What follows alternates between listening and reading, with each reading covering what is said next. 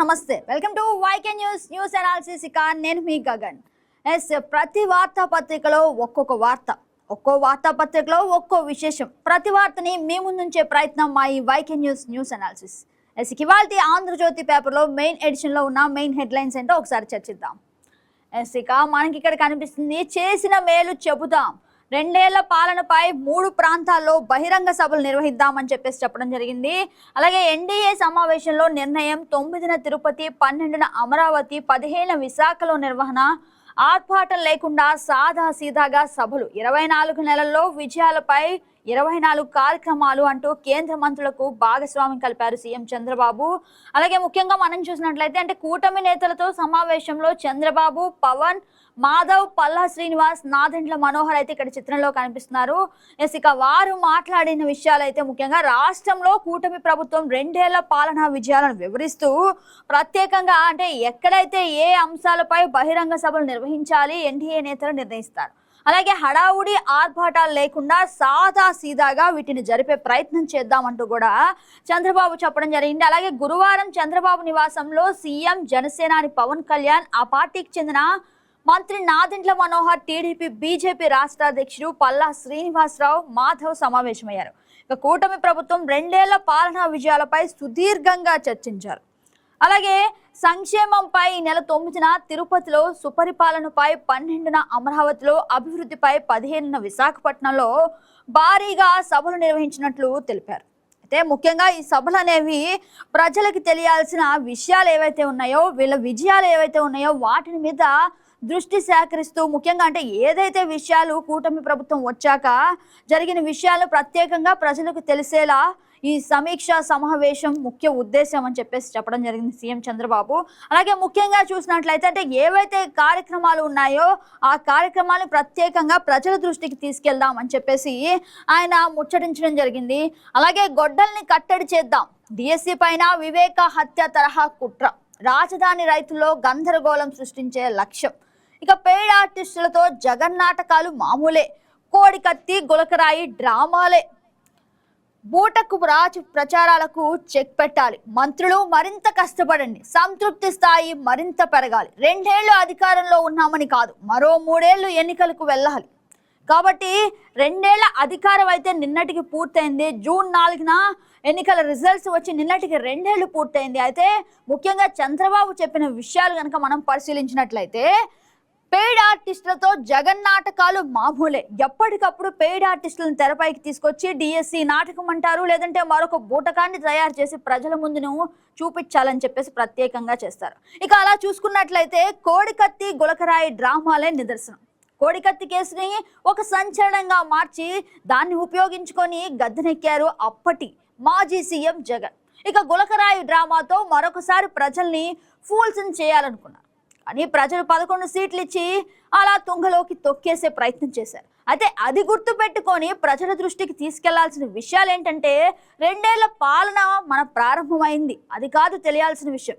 మరో 3 ఏళ్లలో ఎన్నికలున్నాయి. ఈ ఎన్నికల్లో ఖచ్చితంగా మళ్ళీ టీడీపీ గనక విజయం సాధించి ఇదే కూటమి ప్రభుత్వం గనక నిలబడాలి అంటే ఖచ్చితంగా ప్రజల దృష్టికి ప్రతి ఒక్క కార్యక్రమాన్ని తీసుకెళ్లాలని సీఎం చంద్రబాబు చెప్పడం జరిగింది.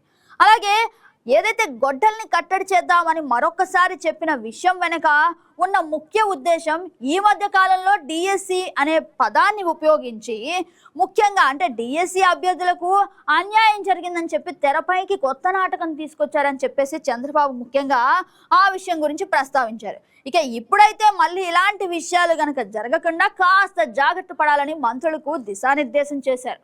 అలాగే నెక్స్ట్ వార్తా విశేషం చూద్దాం. ఇలాగైతే ఎలా జగను అంటూ మనకి ఇక్కడ కనిపిస్తుంది. ఈ క్యాప్షన్ కనుక మనం పరిశీలించినట్లయితే టీచర్ పోస్టు రాని వారికి సాధ్యం కాని హామీల, వారికి ఎందుకు ఉద్యోగాలు రాలేదో గతేడాది వివరించిన పాఠశాల విద్యాశాఖ, నిబంధనలు రిజర్వేషన్లు పాటించినట్టు వెల్లడి, అయినా అన్యాయం చేశారని వైసీపీ గగ్గోలు, డిఎస్పీ అభ్యర్థులపై రెచ్చగొట్టే యత్నం, ఇక తమ ప్రభుత్వంలో న్యాయం చేస్తామని జగన్ హామీ, నిబంధనలకు విరుద్ధంగా ఎలా ఇస్తారని ప్రశ్నలు, మెరిట్ లో ఉద్యోగాలు వచ్చిన వారి పరిస్థితి ఏంటి అని జగన్ తీరుపై సర్వత్రా విస్మయం అయితే చూపించారు. ఓ డిఎస్పీ అభ్యర్థికి ఉద్యోగం పొందడానికి మెరిట్ ర్యాంకు రాలేదు, కానీ తనకు ఉద్యోగం ఇవ్వకుండా అన్యాయం చేశారని చెప్పారు. అంతే, జగన్ నమ్మేశారు. ఇక టీడీపీ ప్రభుత్వంపై అనేక విమర్శలు చేశారు.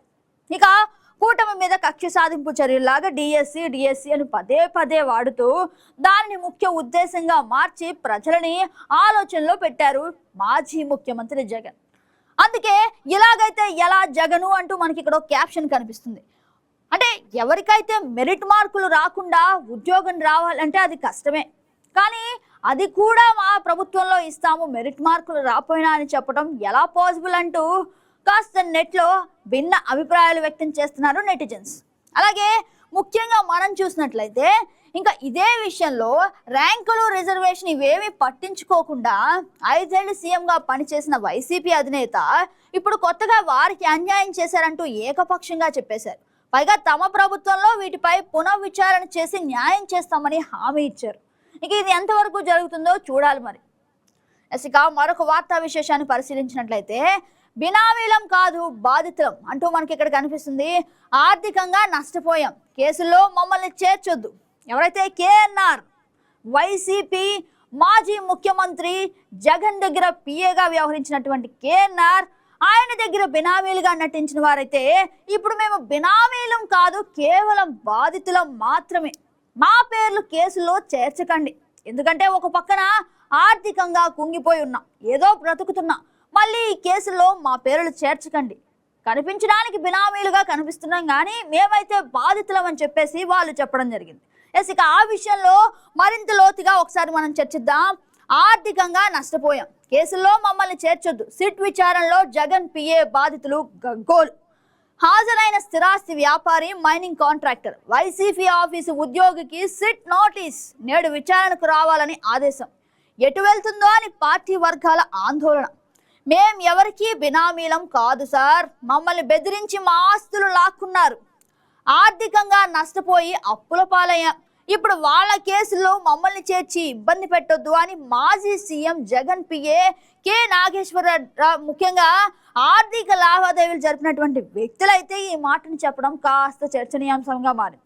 అయితే ఇందులో బినామీలుగా చేర్చినటువంటి వ్యక్తులు బినామీలుగా మేము లేము, కొన్ని ఒత్తిడుల వల్ల ఉండాల్సి వచ్చింది, కాబట్టి మమ్మల్ని కాస్త కాపాడండి అని చెప్పేసి రిక్వెస్ట్ చేస్తున్నారు.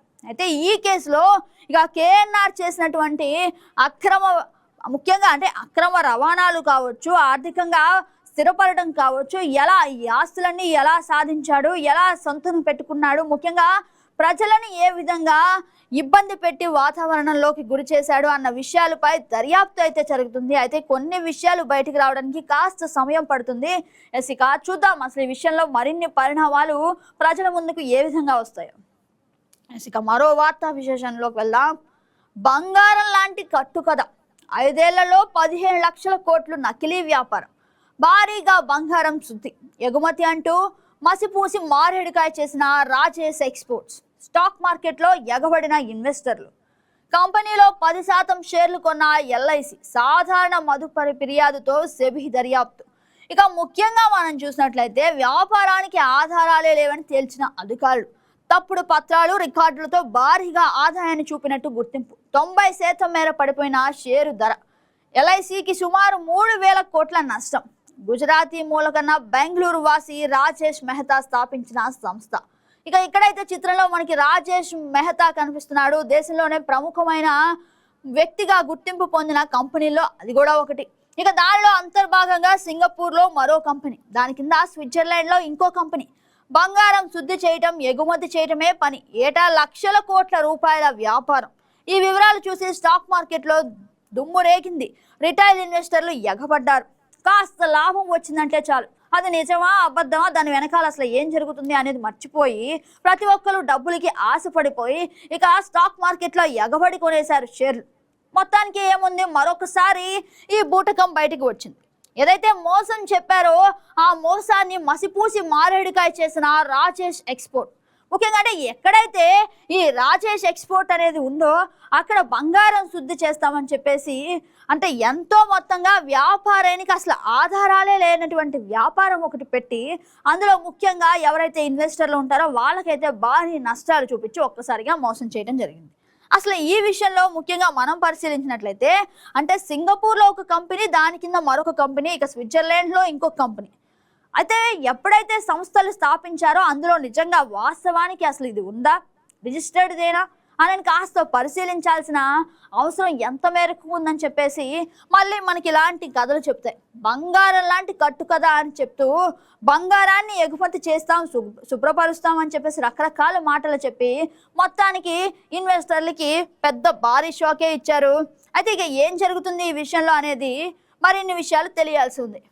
ఇక మరొక వార్తా విశేషాన్ని మనం చూద్దాం.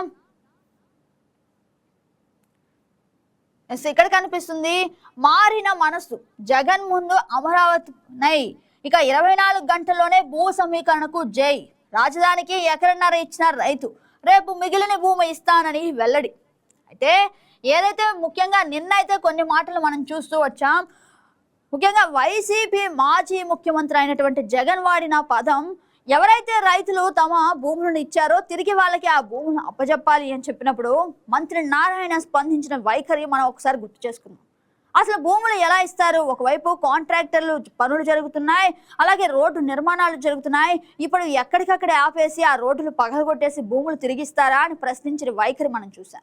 అలాగే కొంతమంది రైతులకి తిరిగి భూములు ఇచ్చేస్తేనే వాళ్ళ పరిస్థితి బాగుంటుంది అని చెప్పి ఏదైతే జగన్ వ్యాఖ్యానించారో దానికి గట్టి షాక్ గా ఒక రైతు మళ్ళీ మనసు మార్చుకొని మళ్ళీ భూమికి ఇచ్చారు. జగన్ ముందు అమరావతికి నై, 24 గంటల్లోనే భూ సమీకరణకు జై. అంటే నిజంగా ఆయన ఎంత మనస్ఫూర్తిగా ఇచ్చారనేది మనం చూడొచ్చు. జగన్ ముందు నేనైతే ఇవ్వనని చెప్పినటువంటి వ్యక్తి అమరావతికి ఇష్టపూర్వకంగా భూమిని ఇచ్చారు. అయితే దాని వెనకాల అసలు ఏముంది? నిజంగా ఆయన ఇష్టపూర్వకంగా ఇచ్చారా, లేదా ఇష్టపూర్వకంగా ఇస్తున్నప్పటికీ ఆయన పైన ఇలాంటి మాటలు మాట్లాడారా జగన్ అనేది తెలియాల్సి ఉంది. అయితే మొత్తానికి మనం చూసినట్లయితే రాజధానికి ఎకరన్నర ఇచ్చిన రైతు, రేపు మిగిలిన భూమి ఇస్తానని కూడా మాట ఇవ్వడం జరిగింది. ఇక ఏం జరుగుతుందో చూద్దాం. అలాగే మనకి ఇక్కడ కనిపిస్తుంది బుధవారం డిప్యూటీ కలెక్టర్ కు భూ సమీకరణ కింద తన భూమిని అప్పగిస్తున్న అశోక్. ఇక్కడైతే చిత్రంలో మనకి ఈ విషయం కూడా కనిపిస్తుంది. ఇక నెక్స్ట్ వార్తా విశేషం చూద్దాం. ఇంటర్ విద్యార్థులకు కొత్త సిలబస్, ఈ విద్యా సంవత్సరం నుంచి అమలు, కొత్త ప్రశ్నాపత్రాల డిజైన్లు, మోడల్ పేపర్లు ఖరారు. ఇంటర్ విద్య అంటే ముఖ్యంగా పిల్లలు తమ జీవితంలో వేసే 10వ తరగతి పరీక్షల తర్వాత చాలా ముఖ్యమైనది. అంటే కెరీర్కి స్టార్టింగ్ ఇచ్చేటటువంటి ఇంటర్ పరీక్షలను ఇక నుంచి పరీక్షా పత్రాలు కావచ్చు, పరీక్షలు పెట్టే విధానం కావచ్చు, కాస్త మార్పులు చేర్పులు జరుగుతాయని చెప్పేసి చెప్పడం జరిగింది. చూద్దాం ఇక ఇంటర్ పరీక్షలలో ఎలాంటి మార్పులు జరుగుతాయో త్వరలో. ఇక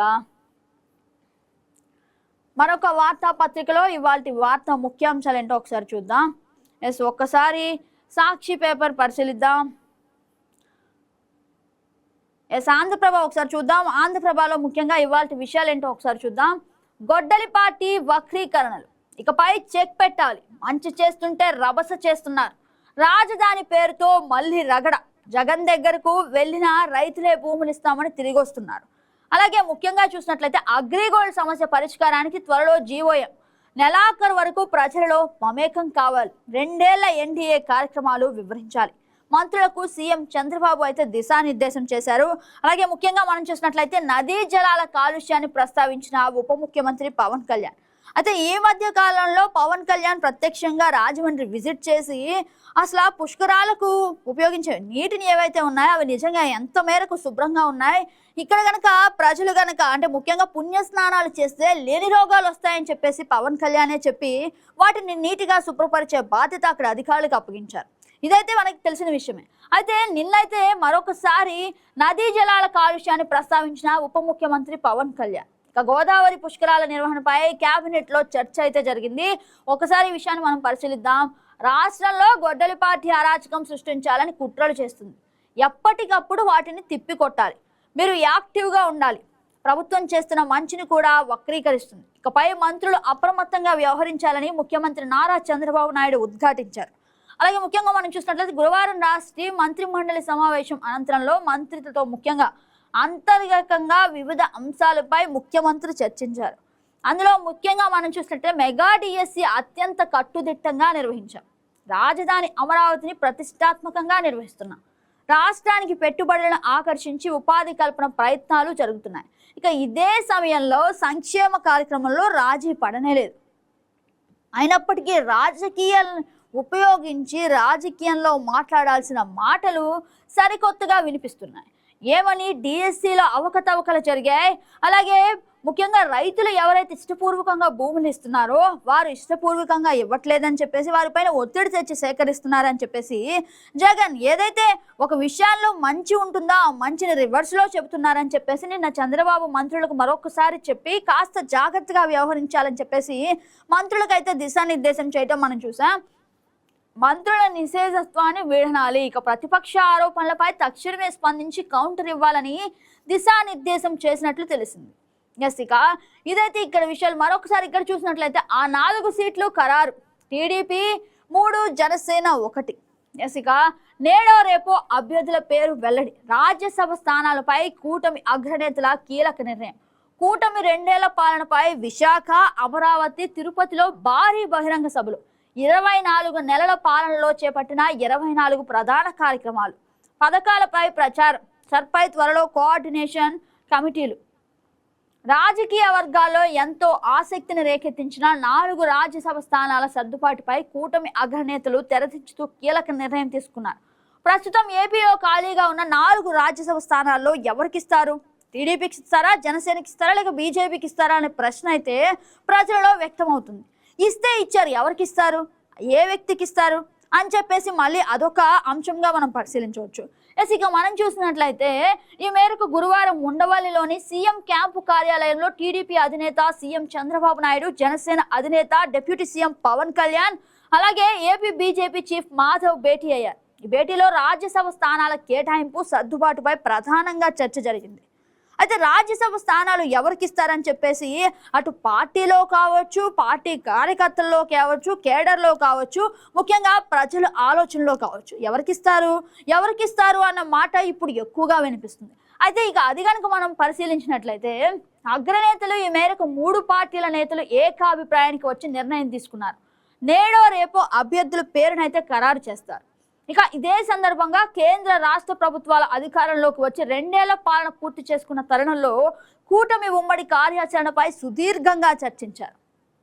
తిరుపతి, అమరావతి, విశాఖలో బహిరంగ సభలు నిర్వహించాలని నిర్ణయాలు తీసుకున్నారు.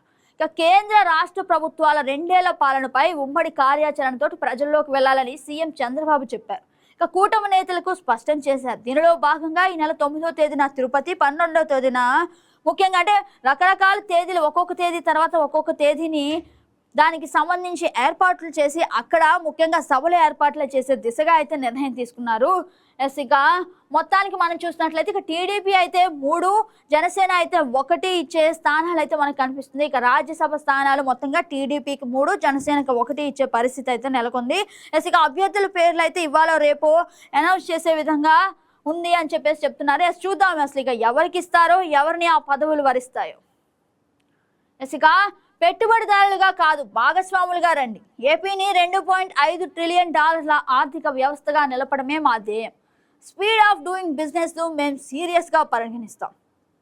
ఎస్, ముఖ్యంగా అంటే ఏదైతే నారా లోకేష్ ముఖ్యంగా స్పీడ్ ఆఫ్ డూయింగ్ బిజినెస్ని ముఖ్యంగా ప్రజల్లోకి తీసుకెళ్లాలని అనేక సార్లు అంటే బిజినెస్ని ఎక్స్పాండ్ చేయాలి, అమరావతిని అభివృద్ధిగా మార్చాలంటే ఉద్యోగాలు తీసుకురావాలి, ఇండస్ట్రీస్ని తీసుకురావాలి అని చెప్పేసి మంత్రి నారా లోకేష్ ప్రయత్నం ఏదో ఉందో మరొకసారి ఆయన చేసింది ఒకసారి చూద్దాం. ఏపీని $2.5 ట్రిలియన్ ఆర్థిక వ్యవస్థగా నిలపడమే మా ధ్యేయం అంటూ నిన్న జరిగిన సమావేశంలో ఆయన మాట్లాడారు. ఇక స్పీడ్ ఆఫ్ డూయింగ్ బిజినెస్ మేము సీరియస్గా పరిగణిస్తాం. అలాగే ముఖ్యంగా రష్యా నడుమ ఒక అనిర్వచనీయమైన అనుబంధం ఉంది. ప్రపంచంలో ఇది చిరస్థాయిగా నిలబడిన స్నేహం. ఇది వ్యాపార ఒప్పందాలు, దౌత్య నిఘంటువులను మించినది. ప్రపంచం అనిశ్చితిలో ఉన్నప్పుడు కూడా దృఢంగా నిలబడిన బంధమని ఏపీ విద్య, ఐటీ, ఎలక్ట్రానిక్స్ శాఖల మంత్రి నారా లోకేష్ అయితే పేర్కొన్నారు. అయితే మంత్రి నారా లోకేష్ కొత్త అంటే పెట్టుబడిదారులుగా కాదు భాగస్వాములుగా రండి అని చెప్పేసి ఆయన చెప్పడం జరిగింది. అలాగే ముఖ్యంగా మరికొంత మందిని అట్రాక్ట్ చేసి ఏపీ వైపు కనుక తీసుకొచ్చినట్లయితే ఖచ్చితంగా అంటే ఇక్కడ ఉద్యోగాలు వస్తాయి, ఇండస్ట్రీస్ వస్తాయి, మొత్తానికి అమరావతి ఏపీ మొత్తంగా డెవలప్ అయ్యే అవకాశం కనిపిస్తుంది. ఇక నెక్స్ట్ వార్తా విశేషం చూద్దాం. ప్రాణం తీసిన ఈత సరదా, నీటి కుంటలో 4 చిన్నారులు మునక, ఒంగోలులోని చెరువు కొమ్మలపాలెంలో విషాదం, పోలీసులకు సమాచారం అందించిన స్థానికులు రంగంలోకి గజ ఈతగాలు, మృతదేహాలు వెలికితీత. ఇక పోస్ట్ మార్టం నిమిత్తం ముఖ్యంగా అంటే రిమ్స్ మార్చికి తరలింపు ఏసిక సరదాగా ఆడుకుంటూ నీటి కుంటలో దిగిన నలుగురు చిన్నారులు ప్రమాదవశాత్తు నీట మునిగి మరణించారు. మృతులను కరేటి అభిరామ్ 14 ఏళ్లు, కరేటి సుశాంత్ 12 ఏళ్లు, పొదుల చిన్ను అలియాస్ ఈశ్వర్ అభిరామ్ 11 ఏళ్లు, ఇక ఇళ్ల దినేష్ 10 ఏళ్లుగా గుర్తించారు. ఈ విషాద ఘటన ప్రకాశం జిల్లా ఒంగోలులోని చెరువు కుమ్మపాలెం గురువారం చోటు చేసుకుంది.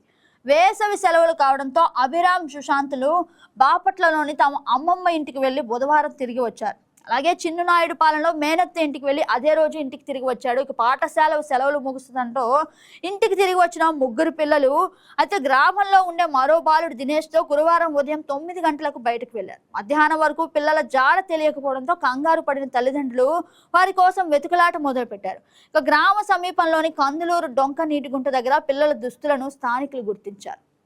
మొత్తానికి చిన్న పిల్లలు అయితే స్కూల్ లేకపోవడంతో, స్కూల్కి వేసవి సెలవులు కావడంతో సరదాగా ఈత కొడదామని వెళ్ళి చివరకు ప్రాణాల మీదకి తెచ్చుకున్నారు. ఇక మనం చూసినట్లయితే దీది కోట్ల కల్లాస్ అంటూ మనకు కనిపిస్తుంది. బెంగాల్లో మమత ప్రజాస్వామ్యం ముఖ్యంగా ఇక అయితే ఇబ్బంది పడే వాతావరణం అయితే కనిపిస్తుంది. అసెంబ్లీ ఎన్నికల ఓటమితో దెబ్బ మీద దెబ్బ 2015 నుంచి 2000 అంటే ముఖ్యంగా ఎప్పటి నుంచో తృణమూల కాంగ్రెస్ అక్కడైతే విజయకేతనం ఎగరవేస్తుంది. మొన్న జరిగిన ఎలక్షన్స్ లో అయితే డీలా పడిపోయింది. ఇక 215 నుంచి 20కి పడిపోయినటువంటి ఎమ్మెల్యేలు, 20 మంది ఎంపీలు బీజేపీతో టచ్ లోకి, తృణమూల పార్టీపై ముప్పేట దాడులు, టీఎంసీ బహిష్కృత నేతకు ప్రతిపక్ష హోదా, ఇక తిరుగుబాటు వర్గం చేతుల్లోకి దీదీ పార్టీ, కీలక నేతలపై కేసులు, దర్యాప్తులు. బెంగాల్లో ఇక పరిస్థితి తారుమారయ్యే అవకాశం అయితే కనిపిస్తుంది. పశ్చిమ బెంగాల్ రాజకీయాల్లో అనూహ్య పరిణామాలు చోటు చేసుకుంటున్నాయి. అసెంబ్లీ ఎన్నికలు ముగిసిన కొత్త ప్రభుత్వం కొలువుదీరిన బీజేపీ వ్యూహాలు, రాజకీయ వ్యూహాలు కొనసాగుతూనే ఉన్నాయి. అనుక్షణం ఉత్కంఠను రేకెత్తించేలా నాటకీయ ఘటనలు జరుగుతున్నాయి. అధికారాన్ని కోల్పోయిన తృణమూల్ కాంగ్రెస్ పార్టీ ముప్పేట దాడులతో విలవిల్లాడుతోంది. ఒక పక్క పార్టీ నేతలపై కేసులు, అరెస్టులు, విచారణలు కొనసాగుతుండగా మరోవైపు పార్టీలో చీలికలు మమతా బెనర్జీని కలవరపెడుతున్నాయి. మెజార్టీ వర్గం ఎమ్మెల్యేలు, ఎంపీలు దీదీకి దూరమయ్యారు. ఈ పరిస్థితిలో అసెంబ్లీలను టీఎంసీకి ఊహించని దెబ్బ తగిలింది. ఇక బహిష్కృత ఎమ్మెల్యేల తిరుగుబాటు అయితే జరుగుతోంది. అసలు ఎమ్మెల్యేలు ముఖ్యంగా మనం చూసినట్లయితే 215 నుంచి 20కి పడిపోయింది. అంటే పరిస్థితులు ఏ విధంగా మారుతున్నాయో కూడా మనం చూడొచ్చు. ఇక ఇలాంటి పరిస్థితిని మనం చూసినప్పుడు కాస్త టెన్షన్ అయితే నెలకొంది. ఇక తృణమూల్ కాంగ్రెస్ పరిస్థితి ఏంటి అని చెప్పేసి రకరకాల మాటలు అయితే వినిపిస్తున్నాం. ఇక చూద్దాం అసలు ఇక ఏం జరుగుతుందో. ఇక నెక్స్ట్ వార్తా విశేషం మనం చూసినట్లయితే కమలంతో కాక్రోచ్ ఫైట్, డిజిటల్ నుంచి జనంలోకి, ఆందోళనకు ప్లాన్, కేంద్రానికి వ్యతిరేకంగా నిరసన కార్యక్రమాలు. అలాగే ముఖ్యంగా మనం చూసినట్లయితే నీట్, సిబిఎస్ఈ అంశాలే ప్రధాన అస్త్రాలు. రేపు జంతర్ మంతర్లో భారీ సభకు ఏర్పాట్లు. అమెరికా నుంచి ఢిల్లీకి వస్తున్న సిజేపీ ఫౌండర్ అభిజిత్ అరెస్ట్ చేస్తారనే చర్చ. ఇక జంజీ ఉద్యమంపై ఉత్కంఠ. డిజిటల్ పురుడు పోసుకొని కోట్లాది మంది యువకుల మద్దతునైతే ముఖ్యంగా జనతా పార్టీ అయితే సంపాదించింది. ఏసిక ఇప్పుడు జనంలోకి రాబోతుంది. దేశంలోని విద్యా వ్యవస్థలో లోపాలను ఎత్తి చూపడమే కాకుండా విద్యాశాఖ మంత్రి ధర్మేంద్ర ప్రధాన్ రాజీనామా చేయాలనే డిమాండ్తో ఢిల్లీలో ముఖ్యంగా మనం చూసినట్లయితే జంతర్ మంతర్ వద్ద శాంతియుత నిరసనకు కాక్రోచ్ పార్టీ అయితే పిలుపునిచ్చింది. ఇక జూన్ 6న ఆందోళన కార్యక్రమానికి ప్లాన్ చేసింది. ఇక ఈ కార్యక్రమం విజయవంతం చేయడంతో పాటు ప్రజలకు తమ పార్టీ విధానాలను తెలియజేసేలా తనదైన వ్యూహాలతోటి ముందుకు వెళ్తుంది. డిజిటల్ ఉద్యమంగా మీమ్స్ రూపంలో ప్రారంభమైన ఈ ప్రస్థానం ఇప్పుడు ఏకంగా ఢిల్లీలో జంతర్ మంతర్ వరకు వెళ్ళిందంటే ఎంత దాటికి వెళ్ళింది. ఇక కాక్రోచ్ జనతా పార్టీ ముందుకు సాగుతోంది, తొలి అడుగు పడుతుంది అంటూ కూడా మనకు కనిపిస్తుంది. చూద్దాం ఇక ఏం జరుగుతుందో. ఇక నెక్స్ట్ వార్తా విశేషం మనకు కనిపిస్తుంది. మహాకుంభమేళ తరహాలో గోదావరి పుష్కరాలు అంటూ నిర్ణయం తీసుకోవడం జరిగింది. రాష్ట్ర దేవాదాయ ధర్మాదాయ శాఖ మంత్రి ఆనం వెల్లడి. ఇక పుష్కరాల ఏర్పాట్లకు బ్లూ ప్రింట్ అయితే సిద్ధం చేయాలి అని ఆదేశించారు. ఇక నదీ పరివాహిక ప్రాంతాల్లోని ఆలయాల్లో మౌలిక సదుపాయాలు కల్పించాలి. ముఖ్యంగా దేవాదాయ శాఖ ఉన్నతాధికారులకు ఆదేశం అయితే ఇచ్చినట్లు తెలుస్తుంది. రానున్న గోదావరి పుష్కరాలను దేశవ్యాప్తంగా ఆదర్శంగా నిలిచే విధంగా మహాకుంభమేళ తరహాలో అత్యంత ఘనంగా నిర్వహించేందుకు రాష్ట్ర ప్రభుత్వం కట్టుబడి ఉందని దేవాదాయ శాఖ మంత్రి ఆనం రామనారాయణ రెడ్డి అయితే పేర్కొన్నారు. ముఖ్యంగా మనం చూసినట్లయితే బుధవారం రాష్ట్ర సచివాలయంలో దేవాదాయ శాఖ ఉన్నత అధికారులు, ఇంజనీరింగ్ విభాగం అధికారులు మంత్రి సమీక్ష నిర్వహించారు. గోదావరి పుష్కరాల ఏర్పాట్లపై విస్తృతంగా చర్చించి అధికారులు పలు కీలక ఆదేశాలు కూడా జారీ చేశారు. నిర్వహణకు సంబంధించి సమగ్ర బ్లూ ప్రింట్ ను సిద్ధం చేయాలని, అత్యవసరంగా సిద్ధం చేసి ముఖ్యమంత్రి చంద్రబాబు నాయుడుకి ప్రజెంటేషన్ ఇవ్వాలని అధికారులను ఆదేశించారు. పుష్కరాల కోసం చేపట్టాల్సిన అన్ని అభివృద్ధి పనులను వెంటనే ప్రారంభించి నిర్దిష్ట గడువులో పూర్తి చేయాలని కూడా సూచించారు. గోదావరి నది పరివాహిక ప్రాంతంలోని 6 జిల్లాల్లో పుష్కర్ ఘాట్ల నిర్మాణ పనులు, అలాగే మరమ్మతులు, విస్తరణ, పరిశుభ్రత, విద్యుత్, తాగునీరు, పరిశుద్ధ్యం, భక్తుల వసతి, రవాణా తదితర అంశాలపై ప్రత్యేక కార్యాచరణ ప్రణాళిక రూపొందించాలని ఆదేశించారు. త్వరలో ఆయా జిల్లాల కలెక్టర్లు, స్థానిక శాసనసభ్యులు సంబంధిత అధికారులతో కలిసి పుష్కర ఘాట్లను స్వయంగా పరిశీలించినట్లు మంత్రి తెలిపారు. 6 జిల్లాల దేవాదాయ శాఖ అధికారులు సంబంధిత ఇంజనీరింగ్ అధికారులతో సమన్వయం చేసుకుని ఆలయాల అభివృద్ధి, ముఖ్యంగా మౌలిక సదుపాయాల కల్పనకు సంబంధించిన సమగ్ర ప్రతిపాదనలు సిద్ధం చేయాలని సూచించారు. జిల్లా కలెక్టర్ ఆధ్వర్యంలో స్థానిక శాఖల అధికారులతో ప్రత్యేక సమన్వయ సమావేశాలు నిర్వహించాలని కూడా సూచించారు. ముఖ్యంగా పుష్కరాల సందర్భంగా భక్తులు సాంప్రదాయ ఆధ్యాత్మిక సేవలో మరింత సమర్థవంతంగా అందించేందుకు, అలాగే ముఖ్యంగా పిండ ప్రధాన కార్యక్రమాలు అంటే ఏదైతే గోదావరి పుష్కరాలు ఉన్నాయో వాటికంటూ ఒక ప్రత్యేక విశిష్టత ఉంది. కాబట్టి పెద్దవారికి ముఖ్యంగా అంటే పిండ ప్రధాన కార్యక్రమాల కోసం ప్రత్యేకంగా ఏర్పాట్లు చేయాలని కూడా మంత్రి ఆనం సూచించారు. ఇందుకు అవసరమైన వేద పండితులు, అర్చకులు, బ్రాహ్మణుల సంఖ్యపై అంచనాలు రూపొందించి కార్యాచరణ ప్రణాళిక సిద్ధం చేయాలని అధికారులను ఆదేశించారు. అలాగే శ్రీవాణి ట్రస్ట్ ద్వారా 6 జిల్లాలోని ఆలయాల నిర్మాణం, అభివృద్ధికి సంబంధించి స్థానిక శాసనసభ్యుల నుంచి ప్రతిపాదనలు స్వీకరించి వాటిని ప్రాధాన్యత ఆధారంగా అమలు చేయాలని సూచించారు. ముఖ్యంగా మనం చూసినట్లయితే గోదావరి నది 2 తెలుగు రాష్ట్రాలకు చెందిన ఆధ్యాత్మిక వారసత్వానికి ప్రతీకగా నిలుస్తుందని పేర్కొన్న మంత్రి తెలంగాణ రాష్ట్ర దేవాదాయ శాఖ మంత్రి అధికారులతో త్వరలో సమావేశమై పరస్పర సహకారంతో ఉభయ రాష్ట్రాల్లో గోదావరి పుష్కరాలను విజయవంతంగా నిర్వహించేందుకు సమన్వయం చేయాలని అధికారులు అయితే ముఖ్యంగా దిశానిర్దేశం చేశారు. పుష్కరాల నిర్వహణలో పోలీసు, మున్సిపల్, రెవెన్యూ, పంచాయతీరాజ్, వైద్య ఆరోగ్య శాఖ ముఖ్యంగా అంటే ఏదైతే ఎక్కడ ఎలాంటి లోటుపాట్లు జరగకుండా ప్రతి విషయంలోనూ క్షుణ్ణంగా పరిశీలించి ప్రజలు ఎక్కడ ఇబ్బంది పడకుండా అంటే ఏదైతే గోదావరి పుష్కరాలు ఉన్నాయో వాటికంటూ చాలా ప్రాముఖ్యత, విశిష్టత ఉంది.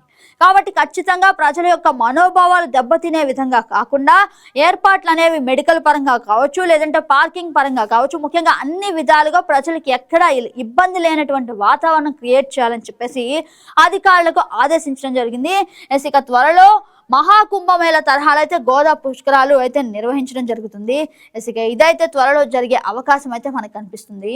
అలాగే ముఖ్యంగా మనకి ఇక్కడ మరొక విషయం కనిపిస్తుంది. ఆర్గాన్ డొనేషన్ నుంచి టిష్యూ జాబితాలోకి చనిపోయిన వ్యక్తుల నుంచి కార్నియా, నర్వ్, టెండాన్, స్కిన్ అవసరమైన వారికి ఇస్తున్నారు. ఈ కేటగిరీ ప్రస్తుతం ఆర్గాన్ డొనేషన్ జాబితాలో ఉంది. ఒకప్పుడు ఆర్గాన్ డొనేషన్ అంటే కిడ్నీ, హార్ట్ అలాంటివి ఉండే, లేదంటే ఐస్. కానీ ఇప్పుడు కనుక మనం చూసినట్లయితే టెక్నాలజీ ఏ విధంగా డెవలప్ అవుతుందో మనకు కనిపిస్తుంది. చనిపోయిన వ్యక్తుల నుంచి కార్నియా, నర్వ్, టెండాన్, స్కిన్ అంటే మనం ఏదైతే ఇక మన స్కిన్ కూడా వేరే వాళ్ళకి డొనేట్ చేసే పరిస్థితులు వైద్యపరంగా అంత రకంగా ఇంప్రూవ్ అయ్యే టెక్నాలజీని అయితే ఇప్పుడు తీసుకొస్తున్నట్టు తెలుస్తుంది. ఈ కేటగిరీలో ప్రస్తుతం ఆర్గాన్ డొనేషన్ జాబితాలో ఉంది. వీటిని టిష్యూ జాబితాలోకి చేర్చారు. ఇక సాంకేతికంగా ఈ మార్పు జరిగింది. జీవనామృతాలు ముఖ్యంగా అవయవ దానం ప్రోత్సహించేందుకు కూటమి ప్రభుత్వం అవసరమైన అన్ని చర్యలు తీసుకుంటుంది.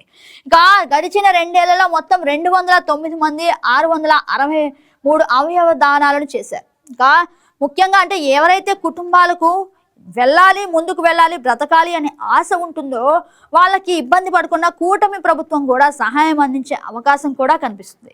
ముఖ్యంగా ప్రజలు ఎక్కడ ఇబ్బంది పడకుండా అంటే ఇటు వైద్యపరంగా కూడా అన్ని రకాల అభివృద్ధులకి ముఖ్యంగా కూటమి ప్రభుత్వం అయితే నాంది పలుకుతుంది. ఇక ముఖ్యంగా కిడ్నీ బాధితుల కుటుంబ సభ్యుల నుంచి కిడ్నీలు పొందేందుకు చికిత్స పరంగా కుదరదని వైద్యులు నిర్ధారించినప్పుడు సమీప బంధువుల నుంచి కూడా స్వీకరించవచ్చు. ఇరు కుటుంబాల్లో కిడ్నీ అవసరమైన వారు ఉండాలి. అలాగే కుటుంబ సభ్యుల నుంచి కిడ్నీలు ముఖ్యంగా వైద్యపరంగా సాధ్యం కానప్పుడు పరస్పరం మార్పిడి విధానాన్ని అనుసరించి ఎవరైతే దాతలు ఉంటారో వారి నుంచి సేకరించి కూడా తగిన ఏర్పాట్లు చేయాలని చెప్పేసి ప్రభుత్వం అయితే ఆదేశించింది. ఇదొక గుడ్ న్యూస్ గా మనం చూడొచ్చు.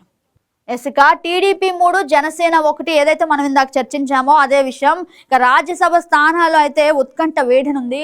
ఏ సభ్యులకి ఇస్తారా అనేది కొన్ని రోజుల్లో తెలిసే అవకాశం కనిపిస్తుంది. చూసారు కదా, ఇది వాటి వైకే న్యూస్ అనాలిసిస్. రేపటి రోజున వైకే న్యూస్ అనాలిసిస్ లో మరిన్ని వార్తా విశేషాలతో మేము ముందుకు వచ్చేస్తా. Until then this is Gagan signing of.